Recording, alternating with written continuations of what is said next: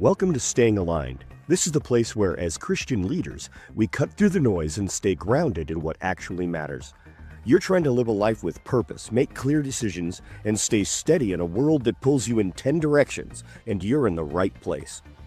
My name is Chad Nedlin, and each episode we're going to look at what is happening in the world around us, in culture, in business, and in everyday life, and bring it back to one simple question. How do I stay aligned with God's calling while everything around me is trying to distract me? This is not about hype. This is not about opinions. It is about clarity, conviction, and walking out your calling with intention. Today, we're going to unpack something a little interesting. Not from fear, not from reaction, but from alignment. So take a deep breath, clear your head, and let's get into it. Hey, good morning, fellow leaders. It is a beautiful day. It's starting to warm up a little bit over here in Wyoming, so we're not in the sub-zero temperatures and freezing off too bad. But today I want to talk to you about one of the most important aspects of leadership and probably why it's crushing so many in the leadership community today. As Christians, we feel it is our job, our responsibility to lead the charge, to bring people forward from where they are to where they need to be, to do it with honesty, with integrity, with boldness, with love and compassion. But sometimes it hits heaviness when that burden of weight of leadership sits on our shoulders and it starts to hit home. And I'm not talking about, that hit home. Gosh, that's kind of personal. I'm talking about when the weight of leadership hits your home life. See, many of us have been called to lead, whether it just be with our spouse or with our spouse and our children. Sometimes it's even when children are living in a way that they have to become leaders for their parents because, hey, we're all at different stages of our life, right? And I've recently come into that with my kids. You know, they're young, they're stubborn. My son, I think there's only one person in the world more stubborn than my son, and that's his dad.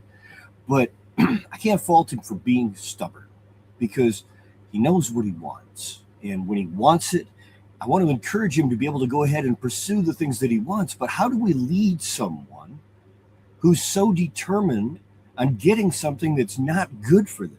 How do we lead them forward? And that burden, it fights against us because we've been taught that it's our job to lead them. It's our job to show them the way. It's our job to, the list goes on and on and on. But the reality is it's not our responsibility to make people go where it's good for them. It's our job to lead them. But how do we lead when nobody is willing to follow? They're not going to follow if they don't want to go where you're leading. So how do we lead them in that way? How do we show them where to go if they're not interested in looking? Well, today I want to share a little shift in perspective. See, I came from a military background. I learned what discipline was. I learned what hard work was. I learned what getting up at 4 a.m. and running 5-10 miles was, and then coming back and working out for an hour and a half just so we could be ready to go make our bed and start our day, right? I understand the discipline aspect. I understand the harshness of boundaries and goals and direction, and all of that is clear.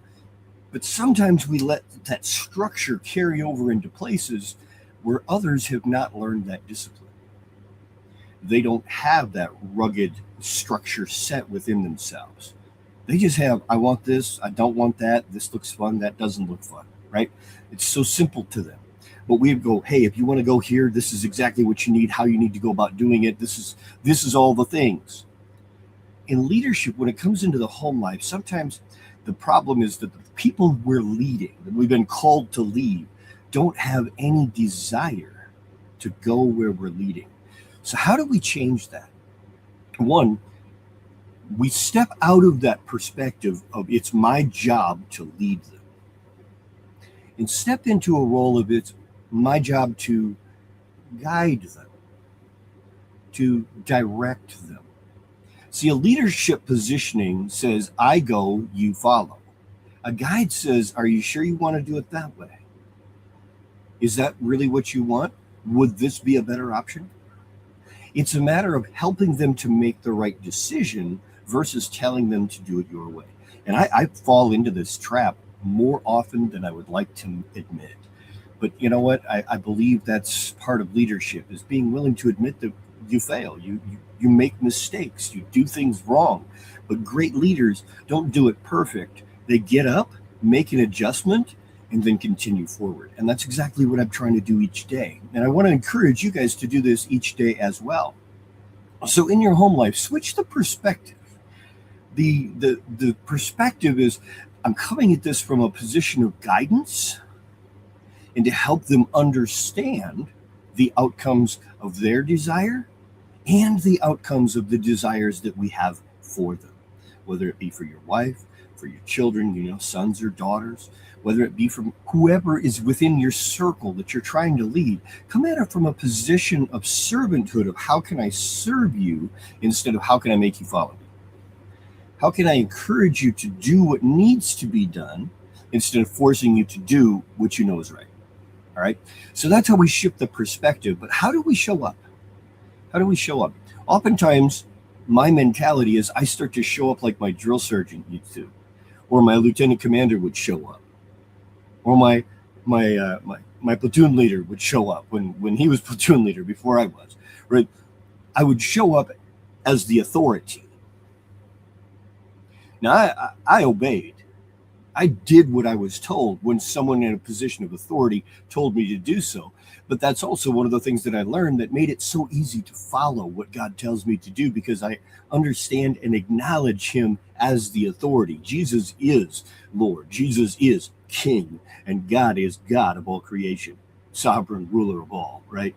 So when we understand that mentality, sometimes it's hard to step back as leaders and say, it's not my job to be the authority. It's my job to be the example. And that's what Christ did. He had all authority under kingdom in heaven and on earth, all authority.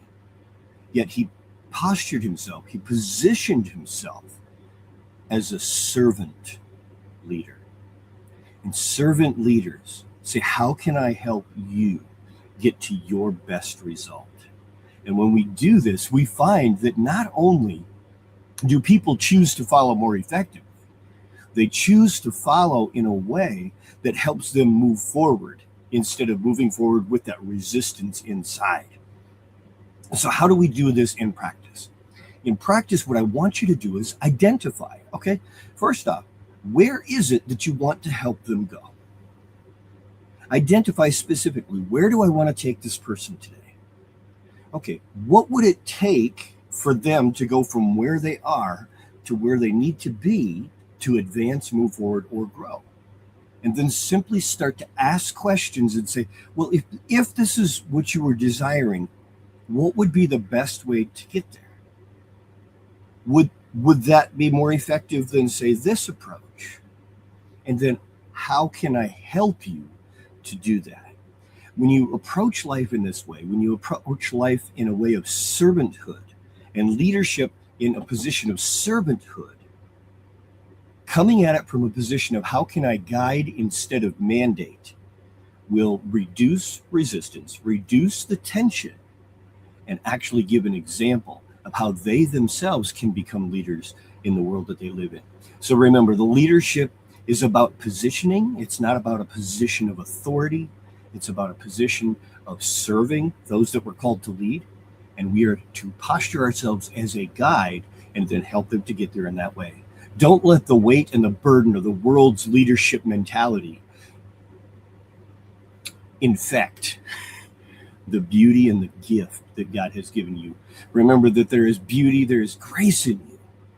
So each day as we move forward, I encourage you to not just sit back idly, but to actually sit back and truly do the things that are calling you into greatness. So go ahead right now. If you're here, I'd love you to drop a comment below.